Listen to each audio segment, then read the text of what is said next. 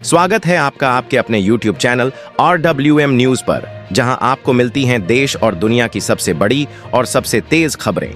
आज की top breaking news, PFRDA ने यूनिफाइड पेंशन स्कीम के नियम जारी किए। वही शंभू और खनौरी बॉर्डर से किसानों को शांतिपूर्वक हटाया गया, रास्ते खुले।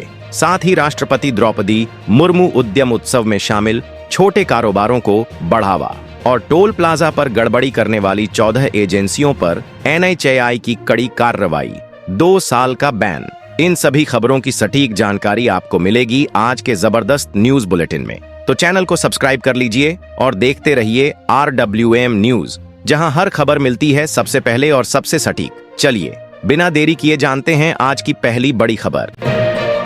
रिलायंस जियो ने अपने जियो अनलिमिटेड ऑफर को 15 अप्रैल 2025 तक बढ़ा दिया है। पहले ये ऑफर 31 मार्च 2025 तक ही था, लेकिन अब यूजर्स को 15 दिन का एक्स्ट्रा फायदा मिलेगा। तेलंगाना के भाजपा सांसदों ने केंद्रीय मंत्री धर्मेंद्र प्रधान से मुलाकात की। उन्होंने कांची गांची बावली भूमि को संरक्षित करने की मांग की, क्योंकि ये इलाका हैदराबाद के एनवायरमेंटल बैलेंस के लिए बेहद अहम है।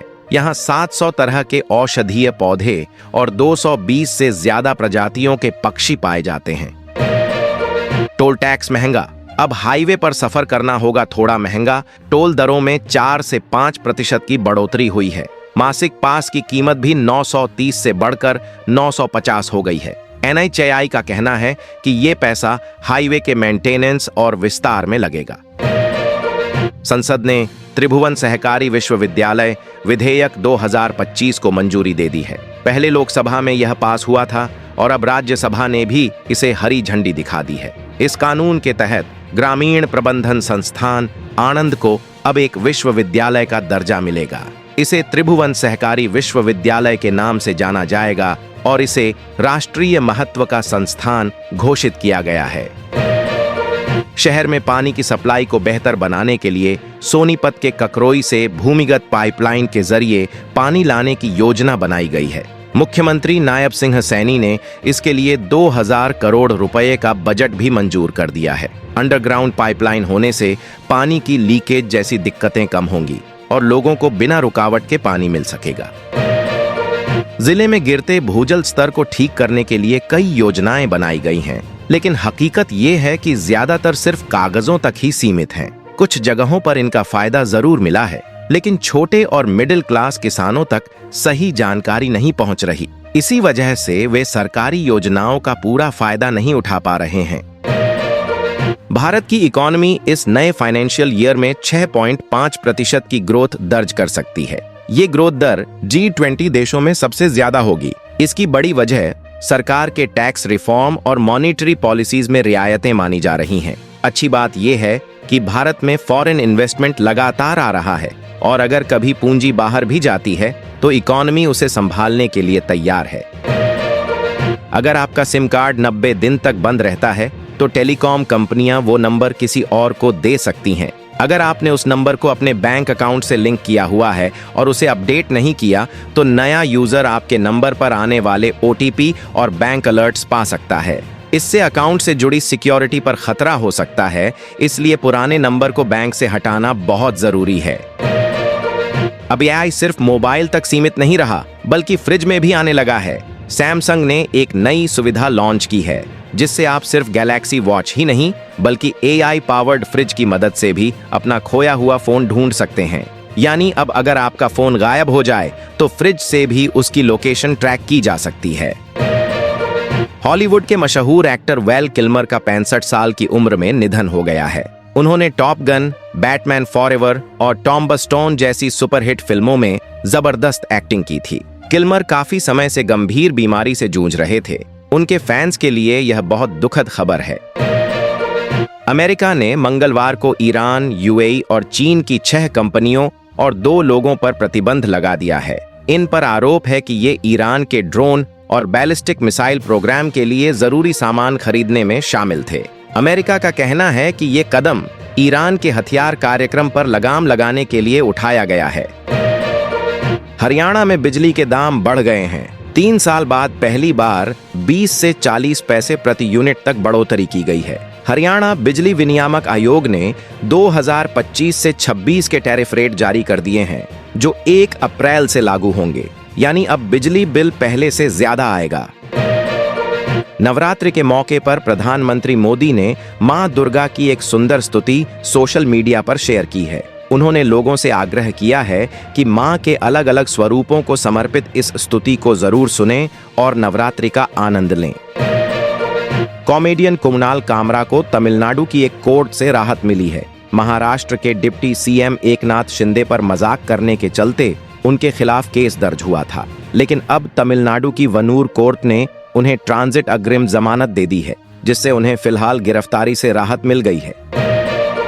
भूकंप से पहले ही तबाह म्यांमार में फिर 2 बार झटके महसूस किए गए। नेशनल सेंटर फॉर सीस्मोलॉजी के मुताबिक पहला भूकंप 4.7 तीव्रता का था, जो शाम 4:31 पर लोकल टाइम पर आया, जबकि दूसरा झटका 4.5 तीव्रता का था, जो रात 8:57 पर महसूस किया गया।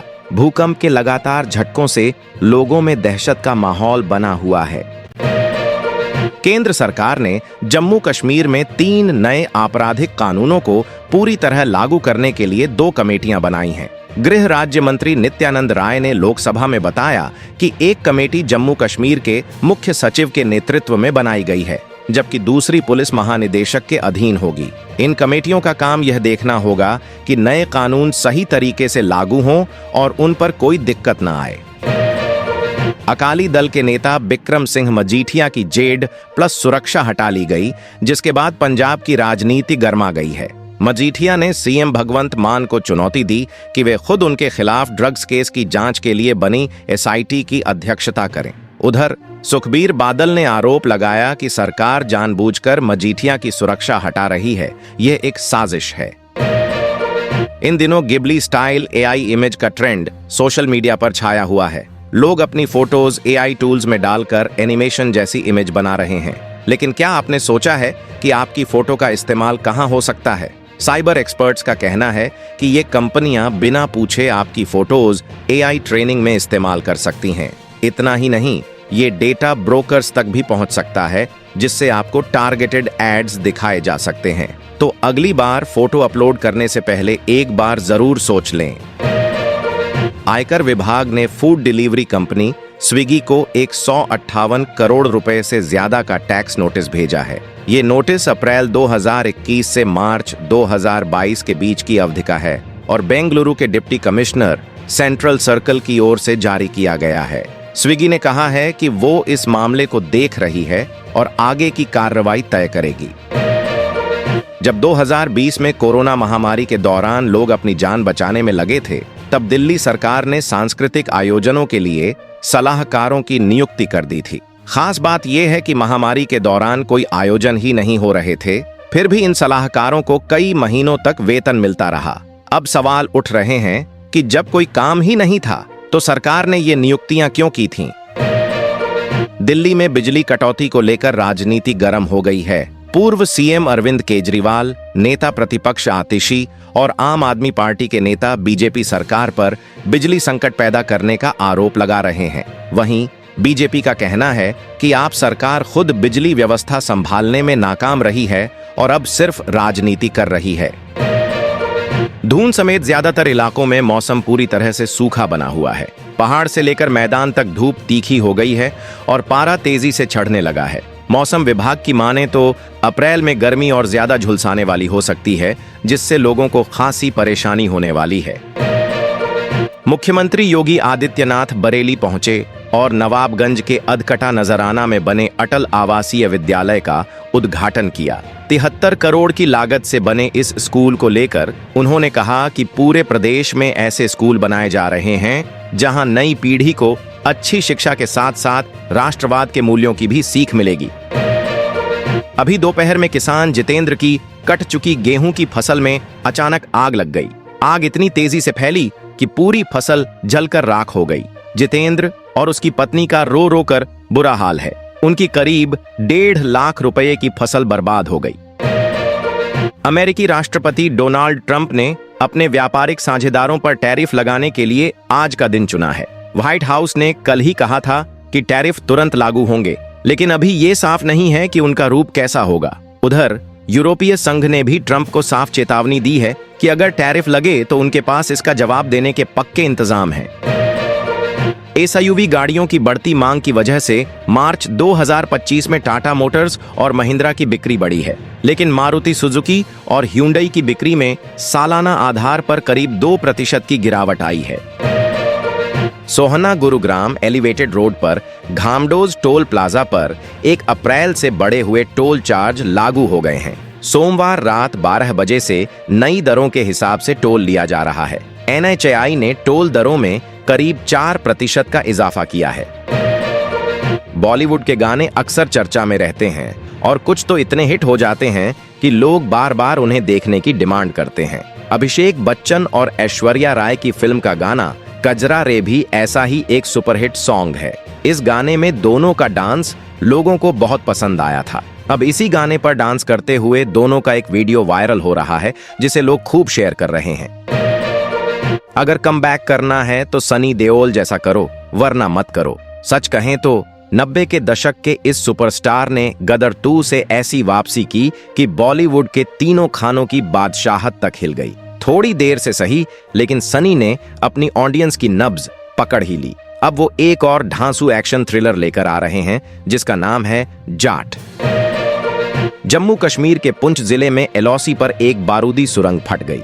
इसके बाद सुरक्षा बलों ने हल्की फायरिंग भी की। सेना के मुताबिक सुबह कृष्णा घाटी सेक्टर के आगे के इलाके में ये धमाका संदिग्ध हालात में हुआ। इसके साथ आज की वीडियो में बस इतना ही। अगर आपको वीडियो अच्छी लगी हो तो वीडियो को लाइक करें, शेयर करें और चैनल को सब्सक्राइब करें और बेल आइकन दबाएं ताकि नए वीडियो की अपडेट आपको मिलती रहे। तब तक के लिए जय हिंद, जय भारत।